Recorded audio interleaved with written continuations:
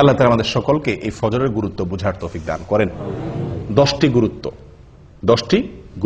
10টি ফজিলতের কথা আমরা শুনলাম। আমি আবারও বলছি একটি একটি করে। নাম্বার 1, ফজরের নামাজ মুনাফিকদের জন্য কঠিন হয়, ঈমানদারদের জন্য সহজ হয়। অতএব ফজর নামাজে হাজির হতে পারা ঈমানদারের পরিচয়। নাম্বার 2, ফজর নামাজে হাজির হলে তার জিম্মাদারি কে নেয়? আল্লাহ সুবহানাহু ওয়া তাআলা নেন। ওই দিনের জন্য আল্লাহ জিম্মাদারি নিয়ে নেন। আল্লাহর নিরাপত্তার ভিতরে সে প্রবেশ করে যদি ফজর নামাজ আদায় করে। নাম্বার 3, ফেরেশতারা আল্লাহ সুবহানাহু ওয়া তাআলার কাছে গিয়ে ওই ব্যক্তির পক্ষে কি দেয়? সাক্ষ্য দেয় যে সে সালাত আদায় করছে, ভালো কাজ করছে। নাম্বার 4, যদি কেউ ফজর নামাজ জামাতের সাথে আদায় করে তো আল্লাহ সুবহানাহু ওয়া তাআলা তাকে সারা রাত দাঁড়িয়ে তাহাজ্জুদের নামাজ পড়ার সওয়াব, নফল নামাজ পড়ার সওয়াব দান করেন। নাম্বার 5, ফজর নামাজ যদি কেউ জামাতের সাথে পড়ে, আলো আঁধারিতে কষ্ট করে মসজিদে আসে নিয়মিত, তো আল্লাহ সুবহানাহু ওয়া তাআলা তার বিনিময়ে কিয়ামতের দিন তাকে পরিপূর্ণ আলোর ব্যবস্থা করেন, তার জন্য স্পেশাল তার জন্য আলোর ব্যবস্থা করেন কিয়ামতের দিন। 6 নম্বর পুরস্কার হলো আল্লাহ সুবহানাহু ওয়া তাআলাকে দেখা জান্নাতীদের সবচেয়ে বড় পুরস্কার, সবচেয়ে বড় পুরস্কার।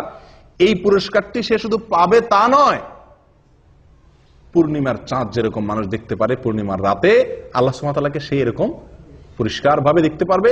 এবং সে না, সব জান্নাতীরা কেউই ভিড় করবে না আল্লাহকে দেখার জন্য। দেখার জন্য একটা জিনিস দেখতে গেলে, অনেক লোক দেখতে গেলে ভিড় করে অনেক সময় দেখা লাগে না, আল্লাহ সুবহানাহু ওয়া তাআলাকে সেরকম ভিড় করে দেখতে হবে না। এক কথা, আল্লাহ সুবহানাহু ওয়া তাআলার সাথে সাক্ষাৎ নসিব হবে, দিদার নসিব হবে। কি করলে? ফজর নামাজ জামাতের সাথে আদায় করলে, নিয়মিত আদায় করলে। 7 নম্বর আমল ভাই, 7 নম্বর আমল হলো জাহান্নাম থেকে মুক্তির পরোয়ানা পাওয়া যাবে। কোত্থেকে? জাহান্নাম থেকে মুক্তি। ওই ব্যক্তি জাহান্নামে প্রবেশ করবে না যে ব্যক্তি আসর এবং ফজরের নামাজের যত্ন করবে। নবী সাল্লাল্লাহু আলাইহি ওয়াসাল্লাম তাকে পরামর্শ দিয়েছেন আমাদেরকে, তোমরা যদি সম্ভব হয় চেষ্টা করো যেন আসর এবং ফজরের নামাজ কখনো না ছুটে তোমাদের। বুঝে আসছে কথা?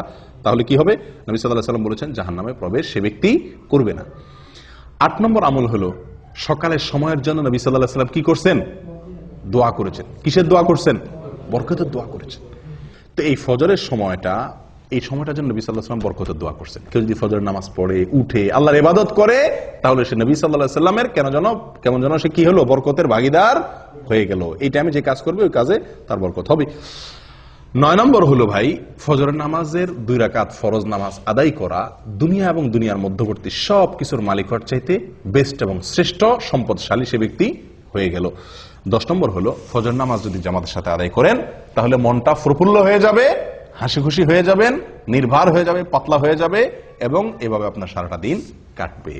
কয়টা ফজিলত গেল? 10টা। 11 নম্বর একটা সম্পূরক ফজিলতের কথা বলি, সেটাও দুনিয়াবি ফজিলত। সেটা হলো